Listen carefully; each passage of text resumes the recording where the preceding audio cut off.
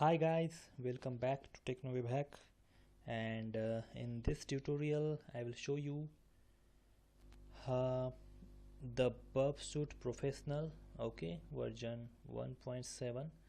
So in the previous video we have seen how to do the brute force on the login form of the website, and that was having the burpsuite community version. And to perform our next uh, uh, the next vulnerability scan, like the XSS or the SQL injection or anything that we want to do, so we need the burpsuite professional version for this, and we got it here. So in the new version you will find under the target sitemap, you can see the sites that will be that we have, the targets, like when you scan any website or anything. So whenever you scan it using a spider and using a scanner, or you run the spider on that website, so it will spider on the each and every website on that, whatever the links there are there in that website. It will check all those things, it will get all these websites links over here. It will get you all the information. So you can also see when the website is here, so you, what is the problem or what is the vulnerability with that website, that you can see over here, like a clear text submission of the password. This is the vulnerability, the big vulnerability it is having. You can also see this is the link for this link under this server that is having the vulnerability. You can also dig more and more about this vulnerability. You can do this analysis over here. You can see all these issues that the website is having, and according to that you can try a respective attack on that vulnerability. So this is how you search the website data, website vulnerability, anything that we want to know. So here I would like to go through all the tabs, and I will tell you how we will use this for our attacks and why it's in used. How we will use this. So there is the scope option here. When we use the scope option is, as you can see, the spider option is here. So when we start the spidering, so it will only check whatever the websites are added in your scope. So it will check the websites from there, and it will start spidering on that particular websites. So first of all, what is spidering? So spidering is like, it will check each and every link and each and every the websites and sub websites that there are there in the main server, whatever the links are there, and whatever the other websites that are there under that server. It will go and click on the each and every website or link, and it will check what is it used for. And it will provide to the scanner tab about the information about the particular vulnerability or the particular link. So everything it will provide. In that case, like if your website is having the logout option, so it will also go and click that. So that is the problem with the spider. If you're using a spider, so it may happen like it is clicking on the logout option as well internally, and but sometime you will get disconnected from your server as well. So this is the problem with the spider.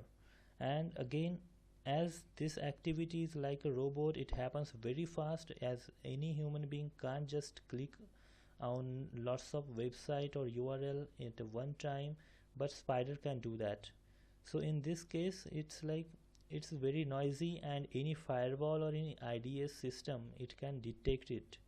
So in this case, whenever you are doing the spidering, make sure that under the option, you go down here and select this option as a don't submit form and don't submit logon form.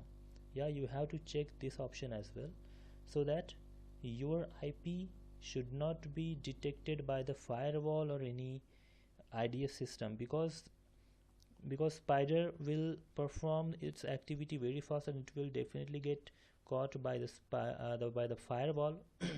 So in that case, as it will see that number of traffic are coming, and yeah, in the server, so it may be possible that your IP address get revealed, and you will be in the big trouble in that case. So you should make sure that you click on the don't submit forms from your side. Yeah, and I will always recommend not to use spidering for any website. Okay, so when you yeah, this is just for the information purpose.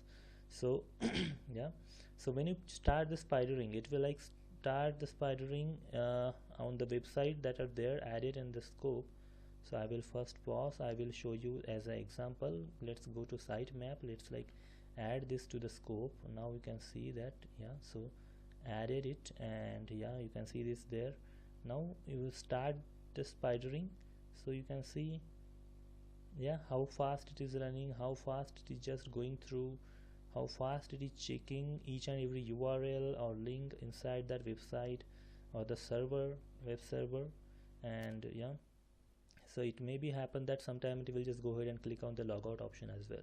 So I will stop spidering. Okay, so after it scan the website, or it will show all the result in the scanner tab. Okay, under the scanner tab you can check whatever the vulnerability or what are the things that spider has scanned or did on this web server. Okay, so here you can see in the red mark, it means that the clear text submission of the password.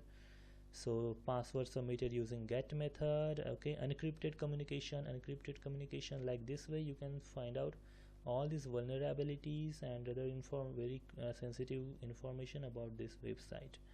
So these three tabs mostly they used for the information gathering, okay, and finding the vulnerability of these websites. The next comes as an intruder tab. As in the previous video I have shown you how to do the brute force. So this is why the intruder tab comes into the picture whenever we want to perform any attack on that particular vulnerability of the website. So there we use this intruder tab under the burpsuite.